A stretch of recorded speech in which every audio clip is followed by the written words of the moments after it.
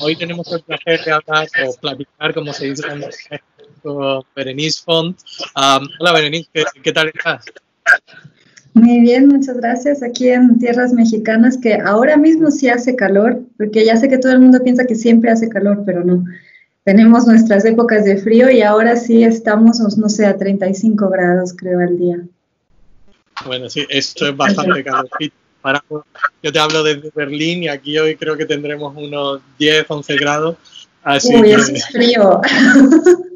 aquí hoy hace frío, además un día así medio lluvioso.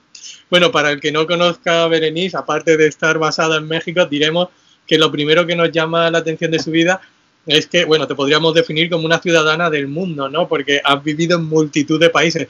¿Llevas la cuenta o ya has perdido dónde has vivido y en cuántos has vivido? Pues mira, sí, he vivido en 7 países y la pregunta que más temo siempre es ¿de dónde eres? Porque les digo, ¿quieres una respuesta rápida y no muy precisa o te cuento todo? Porque es muy largo, ¿no? Pero para resumir, yo nací en una familia de diplomáticos. Mi padre es miembro del Servicio Exterior Mexicano, es embajador, y yo nací en Egipto. De ahí, mi madre muy valiente me tuvo en Egipto, no hizo como las otras diplomáticas que se iban a París a tener a sus bebés, sino que ella me tuvo ahí al lado me tuvo en una isla que está en medio del Nilo y es muy bonito porque no es ni el lado de la muerte ni el lado de la vida, está en medio. Entonces, bueno, me tuvieron y a los 2 meses nos fuimos a Brasil, entonces yo crecí en Río. Hasta los 6 años, además, mis padres estaban tan adaptados en Brasil que ellos solo hablaban portugués conmigo. Entonces yo solo hablaba portugués, fue mi idioma con el que aprendí a hablar en la vida. Claro que yo a ellos los escuchaba hablar español entre ellos y aunque ellos pensaban que no, yo sí entendía todo y obviamente podía hablarlo, ¿no? Entonces, pues después de eso nos fuimos a Italia, Colombia, España, India, que ahí sí fue una experiencia que nos cambió la vida a todos. Después de India yo me regresé, me fui a Barcelona otra vez a estudiar toda la carrera, estudié la psicología en la Autónoma, aunque ahora tanto desearía poder volver atrás y estudiar la carrera de traducción e interpretación ahí en la Autónoma, que es excelente, ¿no? Y después de eso, pues ya me vine yo a vivir a México. No, viví en Francia también. Yo estuve en Francia 1 año haciendo el baccalaureat y después me vine a vivir a México y estoy aquí desde hace unos 12 años. Wow, así es. Yo contando, he perdido la cuenta de todos los países en los que has vivido ya, pero bueno, súper interesante, ¿no? El haber nacido ahí en Egipto y sobre todo lo que contabas, ¿no? De haber nacido en esa isla tan curioso entre la vida y la muerte. Bueno, al final eso es la vida, ¿no? Es el recorrido que tenemos entre los dos mundos. Bueno, y supongo que, claro, todo esto ha marcado tu desarrollo personal, pero ¿guardan estas experiencias vitales alguna relación con la industria de la traducción y que te dediques a ello ahora plenamente? Es decir, ¿el hecho de estar expuesta a todas estas lenguas te ha animado o te animó de alguna manera ahora a enfocarte a la traducción? Desde luego. Mira, desde que yo era pequeña, obviamente todo el mundo me decía, imagino que vas a ser traductora. Y yo decía, no, ¿para qué? Si eso no me va a enseñar nada nuevo. Claro, muy ignorante respuesta de mi parte. Y a mí me interesaban otras cosas, ¿no? Me interesaba la filosofía, por eso estudié psicología para intentar entender un poco al ser humano. Pero la verdad es que el hecho de ser políglota pues me terminó llevando a la traducción sin que yo quisiera. Cuando llegué aquí a México, acababa de terminar la carrera en Barcelona, entré a trabajar en una empresa de software brasileña, se llama Totus, y me pusieron, obviamente como no tenía ninguna experiencia en nada, lo que me pusieron a hacer al principio era ser la asistente ejecutiva del director general, ¿no? Y claro, yo lo quiero mucho, Alberto Freitas, lo quiero mucho y lo voy a querer siempre porque él fue el que me dijo, él me veía que me daba 2, 3 tareas y en media hora ya había acabado mi día Entonces me dijo, bueno, te voy a poner a trabajar, y me empezó a pasar textos y documentos y cosas de software y todo para empezar a traducir. Entonces, bueno, pues no sé cómo habrán quedado, pero yo empecé a traducir aquello, me empecé a relacionar con el departamento interno de traducción que tenían en San Paulo, obviamente ellas me iban guiando y enseñando, y pues así nació, así empecé. Cuando salí de la empresa, la dejé porque tuve un bebé, me empezaron a llamar de la empresa ya afuera pidiéndome trabajos como freelance, y ahí me di cuenta de que que tenía un potencial gigantesco. Entonces ya empecé ahí, empecé a buscar clientes en pros.com, empecé a buscar clientes directos, me hice perito traductor aquí en México, y así me fue llevando. Entonces digamos que sí, fueron los idiomas los que me hicieron entrar en esto, y también de lo que yo decía que ser políglota y ser traductor es lo mismo, no es verdad, pero porque no solo es hablar idiomas, sino también conocer las culturas. Tienes que conocer, por ejemplo, ayer estábamos viendo una película francesa, un tipo que se va a subir al Everest y está hablando con su Sherpa, y el Sherpa entiende un poco de francés, pero él está hablando con un francés tan coloquial que había momentos que yo decía, a ver, espera, que ya se me pasó lo que está diciendo. Entonces, claro, para conocer ese francés coloquial, tú tienes que haber vivido en Francia. Tienes que haberte, o sea, no lo vas a aprender en una escuela de idiomas.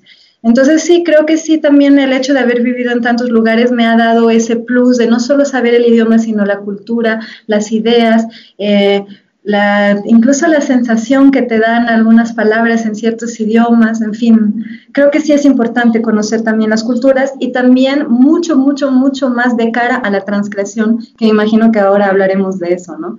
Porque en la transcripción sí tiene mucho o todo que ver la cultura con la traducción.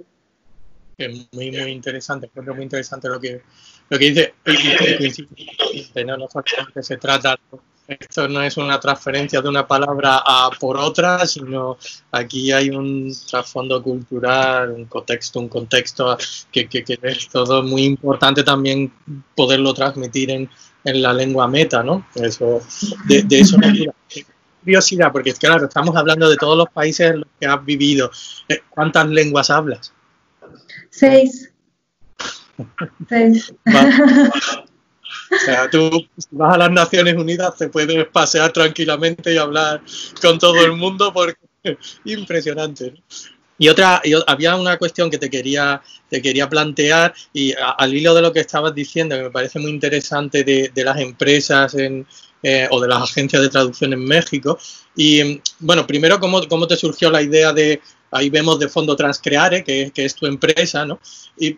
Y después me parece muy interesante, y te quería preguntar, entonces, ¿tienes mucha competencia en México o podríamos decir que eso es el oasis para la traducción y estáis vosotros solos? Sí, hay mucha competencia y cada vez hay más, porque la gente se entera de que si hablas inglés, pues puedes traducir. Entonces ahí es donde yo quisiera que la gente supiera que no es porque hables inglés que puedes traducir, pero pues bueno, sí hay mucha competencia, y hay mucha competencia desleal desde ese punto de vista, porque claro, pues yo hablo inglés, yo te traduzco esto por 3 pesos cuando en realidad costaría 3,000, ¿no?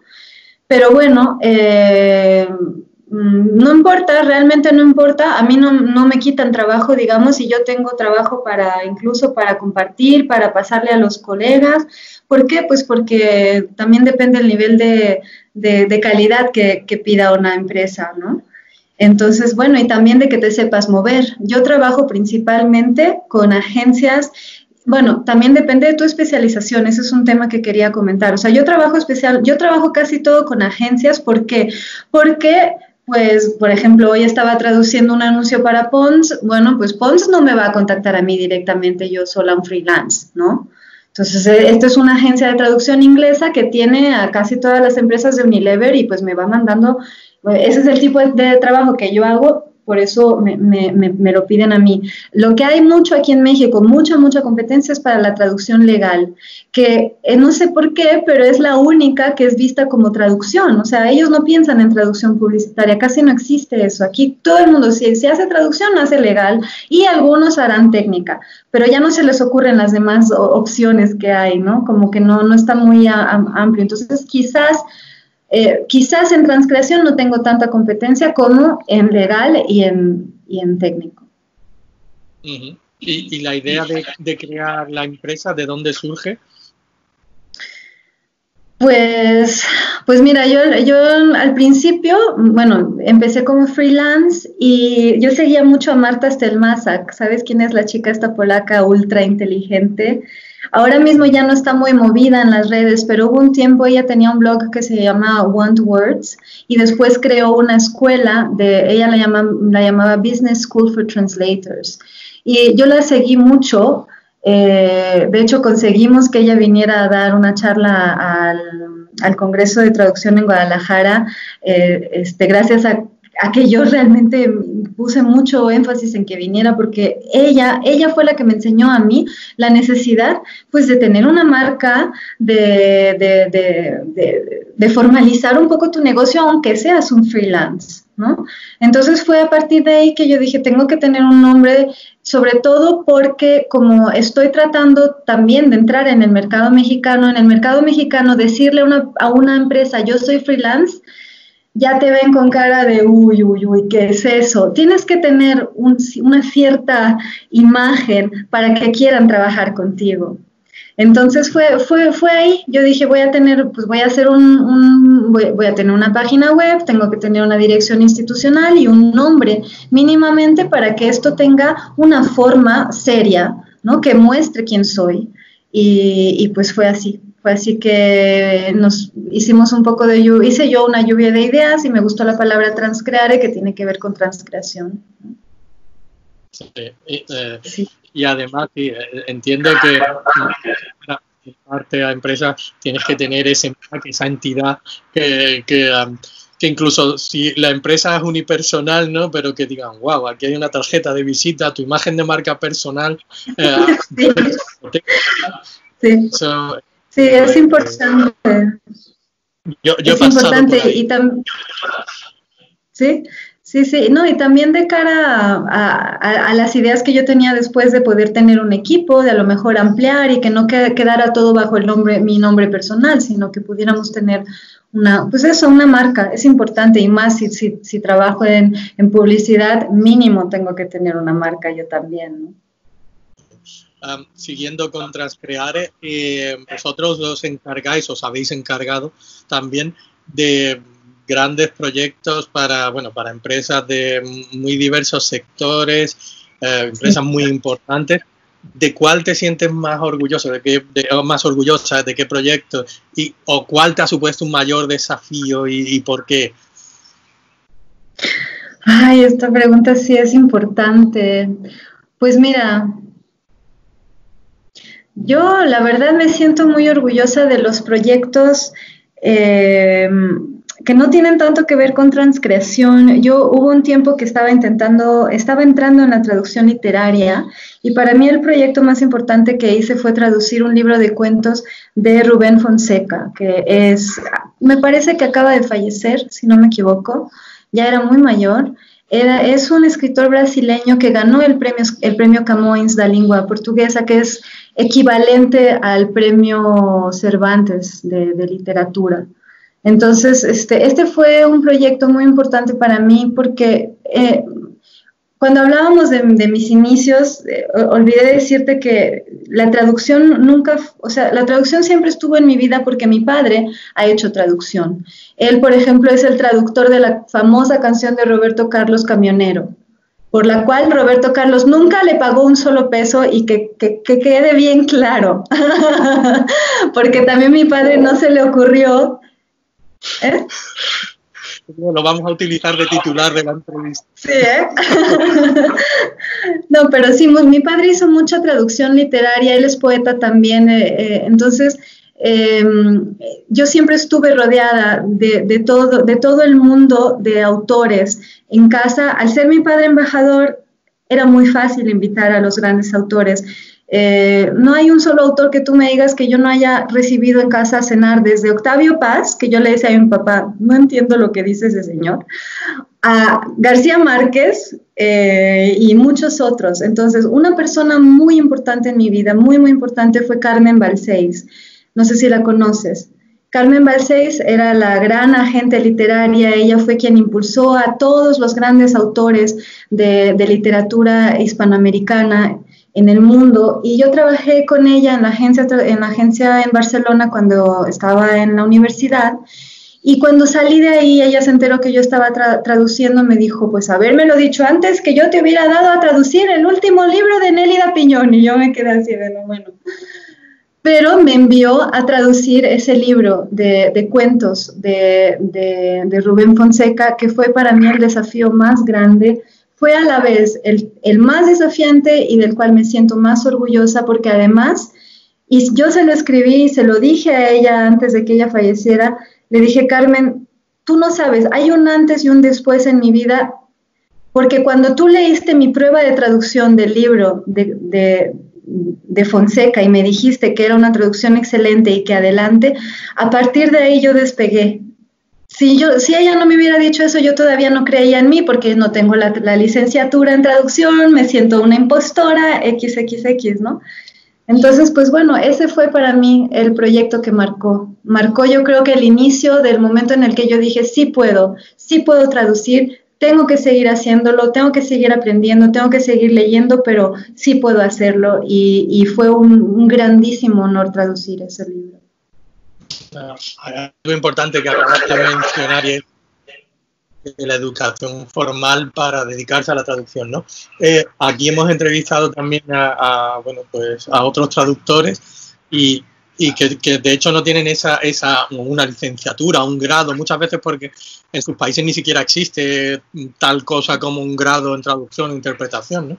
Y por animar al que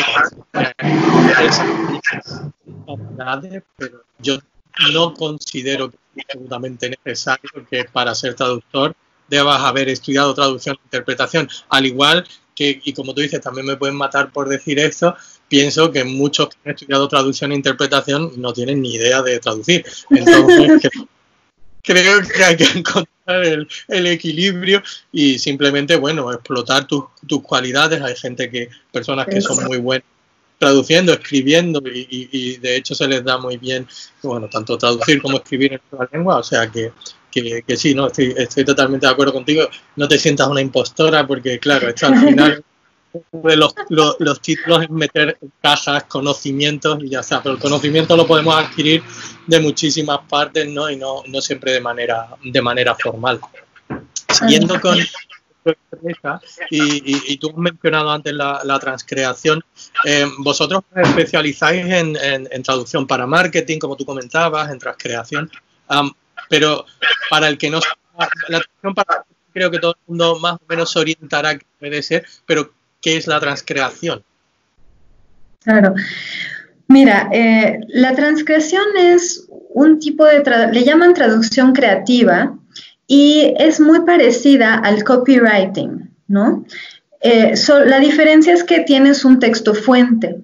Lo más importante en la transcreación es que tú tienes que lograr conservar en el documento final, necesitas conservar la emoción que viene en el fuente, en el texto fuente. Para ello necesitas conservar también el tono, el estilo, y debes adaptar, porque muchas veces hay expresiones, cosas, ¿no? Como, no sé, raining cats and dogs, pues no lo puedes traducir obviamente literalmente, tienes que buscar cuál es una expresión parecida en el mercado meta. Entonces tú es una traducción que tienes que tener, antes de empezar, te tienes que leer las guías de estilo, el tono, tienes que, si puedes, leerte los materiales del cliente para irte como sensibilizando de cómo quiere el cliente que escribas, y también tienes que tener muy en cuenta tu mercado meta. por ejemplo, no solo las cosas culturales, les iba a decir que tengo este librito que se llama The Little Book of Transcreation. Lo escribieron los de Mother Tongue Writers y es muy, muy, muy lindo. Y aquí vienen ejemplos de campañas de campañas publicitarias que se fueron al caño por no haber contratado transcreadores y por cosas como, por ejemplo, un transcreador, tú no solo vas a traducir el texto y adaptarlo, también te vas a fijar, por ejemplo, en las imágenes, en todo el contexto del anuncio, porque dicen que, por ejemplo, para algo así como para un catálogo de IKEA, el transcreador avisó que no podía haber imágenes de mujeres ahí, para un catálogo de IKEA que se estaba mandando a Arabia Saudita, me parece. Entonces, no solo es traducir, adaptar el mensaje, el contenido, que mantenga la misma emoción, el mismo tono, los mismos, las nuances culturales, sino realmente te tienes que ver hacia dónde va e incluso el momento socioeconómico. Hubo una transcripción que hicimos una vez para una marca de alcohol, no sé si era no sé qué era, un whisky o algo así. Y hablaban sobre los inicios de la marca y decían que el fundador de aquella marca había peleado contra no sé quién y había unas imágenes un poco sangrientas, un poco, pues bueno, como una historia del lejano oeste. Era algo así. Y recuerdo que en aquella transcripción yo era la revisora y el transcreador avisó que había cambiado la imagen de las escopetas y había puesto algo así como el fundador peleó a capa y espada. Y dijo, ahora mismo, esto fue como en el 2008, 2009, y dijo, ahora mismo en México no es un momento para hablar de sangre, ni de balazos, ni de nada. Mejor, queremos mantener la sensación de que fue un héroe y peleó, pero pongamos capa y espada porque no queremos aquí que la gente visualice armas y balas y demás, ¿no? Entonces a mí eso me pareció muy importante porque no solo está adaptando a la cultura de México, sino al momento socioeconómico, sino al momento que está viviendo todo ese pueblo, ¿no? Entonces es un tipo de traducción que muchas veces, bueno, casi siempre te lo pagan por hora o te pagan con un budget así publicitario, es una tarifa fija. ¿Por qué? Porque saben que aunque sean 70 palabras las que tienes que traducir nada más, pues vas a tener que pensarle. Y además, otra cosa importante en la traducción, en la transcripción, es que te piden varias alternativas. Entonces te piden entre 1 y 3 alternativas para la misma frase, por ejemplo, para un eslogan. Y luego además te piden que hagas un back translation, lo traduzcas al inglés literal, para que el cliente sepa qué dijiste, las palabras, el orden, todo, tenga una idea muy cercana de lo que dijiste, y luego además hay un campo donde tienes que explicar por qué elegiste lo que elegiste. Por ejemplo, en aquel caso de lo de capa y espada, en el campo de rational, ahí fue donde el transcreador explicó en este momento no es un buen momento para estas cosas y por eso elegí tal. Entonces, también es un tipo de traducción en el cual, para que sea realmente exitoso, hay muchos rounds. Te llega, haces las alternativas, haces la explicación, se lo envías al cliente, él lo lee, te dice, pues mira, me gusta más la alternativa 2, pero quisiera que tomaras tal elemento de la 3 y lo vuelves a retrabajar, se lo vuelves a enviar. Entonces, es un tipo de traducción en el que tienes que estar muy en contacto con tu cliente. Y es más tardado y también te reta mucho más porque realmente tu cliente final va a estar diciéndote, oye, no me gustó esto, oye, cambia lo otro, ¿por qué hiciste esto? Entonces tienes muchísima más visibilidad y tienes que tener mucho más cuidado también, ¿no? Sí, totalmente. Muy interesante porque, claro, estamos acostumbrados a escuchar sobre localización, ¿no? El adaptar una traducción como tú decías, al mercado, pero claro, la transcreación, como tú la describes, cambia totalmente, ¿no? El esfuerzo de traducción está cercano a lo que hace un publicista, está ahí entre el trabajo de un publicista, de un escritor, ¿no? Del copywriter, como tú decías. Bueno, sí, es muy, muy interesante, muy, muy complejo y obviamente poco tiene que ver casi con la traducción realmente, ¿no? Se acerca más casi a la escritura creativa que... Es eso. De hecho, los mejores transcreadores que yo he revisado son copywriters y se nota inmediatamente porque tienen ese feeling publicitario y además te voy a decir una cosa, lo que más admiro de ellos es que no tienen miedo de alejarse al 100% del texto fuente y de recrearte absolutamente todo nuevamente y lo increíble es que lo ves, el texto fuente dice A, la transcripción dice B, pero el mensaje es el mismo, la emoción es la misma, entonces sí es como, no sé, es muy emocionante, la verdad, poderte despegar, no tener que ser tan fiel al texto fuente y poder sacar algo nuevo tú, manteniendo todos esos hilos invisibles, sí es un arte, la verdad. Suspiraba cuando despegarme del texto fuente, porque claro, como traductor he sufrido a revisores que te comentaban y te decían, bueno, pero es que tú no dices lo mismo que el original. Digo, ya es que no quiero decir lo mismo que el original. En el sentido, obviamente, guardo la idea, pero lo estoy cambiando porque lo quiero hacer local, lo quiero hacer que el consumidor lo entienda mejor o le llegue más. Pero sí, muchas veces tienes que encontrar a la persona justa, porque obviamente como en tu caso, en vuestra agencia, el cliente sepa y aprecie ese tipo de trabajo, ¿no? Y sepa lo que quiere y sepa que os vais a desviar del original, si no es muy difícil, ¿no? Y muchas veces los traductores también se sienten casi con la obligación de tener que estar apegados al texto origen. Sí. No. Bueno, haz algo que suene no a una... Nosotros siempre decimos, queremos que suene como si lo hubieses escrito tú. No queremos que traducción, ¿no? Que alguien que lo lea no sepa si, pero esto será una traducción de un original, claro. ¿No? Eso es lo que queremos, pero bueno. El traductor tiene que ser invisible, de hecho, y sí, y fíjate que mi tagline en LinkedIn es esa: text written as if, ¿cómo era? Algo así como as if written in the target language directly, o sea, tiene que sonar así. Por eso creo que los mejores transcriptores sí son los copywriters, porque ellos sí están acostumbrados a que les den una idea, venga, y tú haz el texto desde la nada, ¿no? Exacto, sí, hay que recrearlo. Dos preguntas más para finalizar. La primera es, ahora moviéndote en no tú, digo todos, que nos movemos cada vez con más aplicaciones, más herramientas, con más tecnología, ¿qué 3 herramientas consideras que no puedes vivir sin ellas ahora mismo? Digo, para obviamente en tu faceta como traductora, ¿no?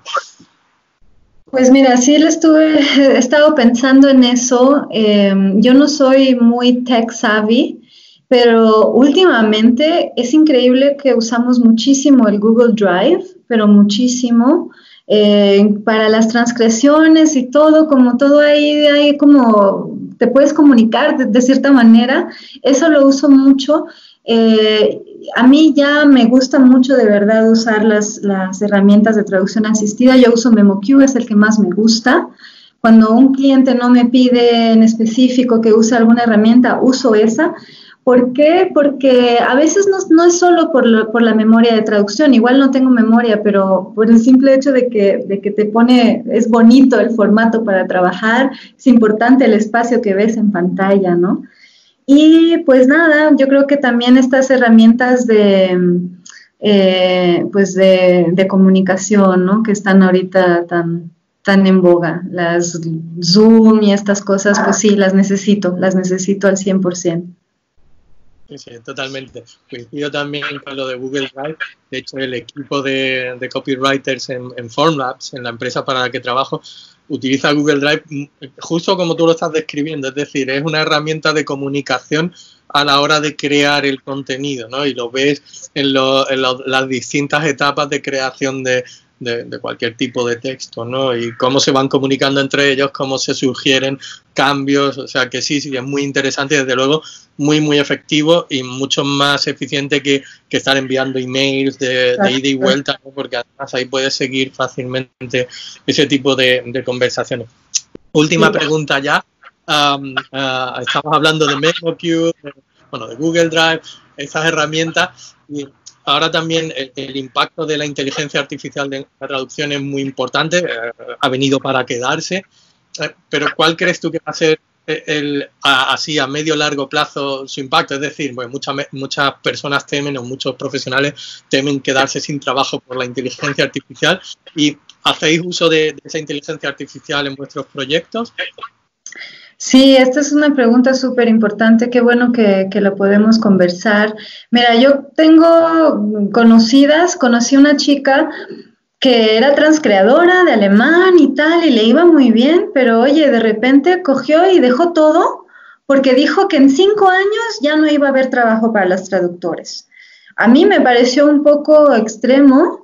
Y yo, por otra parte, siempre que me han pedido el Machine Post Editing, lo he hecho alguna vez, pero mira, la verdad aquí le voy a confesar algo, el único proyecto en toda mi carrera ya aceptado que yo le dije al cliente después de haberlo empezado, ¿sabes qué? Me salgo, fue un proyecto de Post Editing. No entendía, pero es que no tenía ningún sentido, nada, en absolutamente nada. Eran anuncios para, no sé, para Amazon o algo. Era imposible. Entonces yo desde esa vez ya nunca más quise hacer post-editing, pero estoy notando y lo estoy viendo, por ejemplo, con la herramienta de SmartLink. La uso mucho para una de mis cuentas más importantes en este momento. Es una cuenta de una de estas compañías tipo Uber. Usamos SmartLink y te propone para cada segmento, aunque tú no quieras, en una de las ventanitas, ahí está el Machine Translation por si acaso te apetece. Y ya me asusté porque cada vez es mejor y se va alimentando de las traducciones. Porque yo lo veo y digo, mira, ya está, ya cogió la palabra que yo usé ayer aquí, ya mejoró el segmento. Entonces sí me está asustando un poquito y estoy empezando a ver la necesidad de empezarme a entrenar en Machine Post Translation porque, o ¿cómo se llama? Editing, ni siquiera sé cómo se llama, pero creo que sí es importante que empecemos a aceptarlo. Sí va a venir, está viniendo con fuerza, cada vez están alimentando mejor las bases estas y no vamos a poder evitarlo. Para cosas como transcreación, pues no, ya acabamos de decir las dificultades, obviamente esto no lo va a poder hacer una máquina, pero en general creo que sí va a venir cada vez con más fuerza y tenemos que irlo aceptando e integrando en nuestros negocios porque sí se va a usar mucho, creo, ¿eh? Esa es mi opción.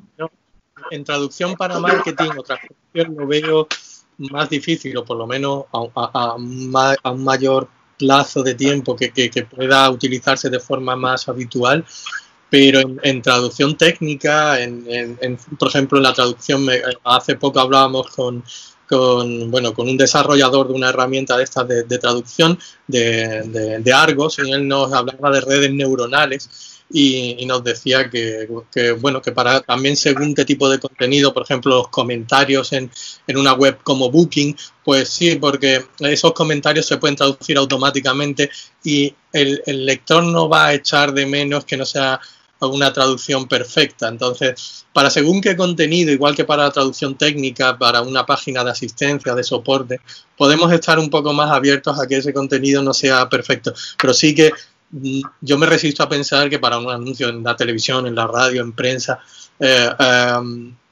utilizar una Machine Translation casi sin revisar y ponerlo ahí, yo creo que sería un error y creo que estamos lejos de que eso sea todavía posible hacerlo. Espero además, ¿no? Ojalá. Pero ¿sabes qué? Te iba a contar una anécdota.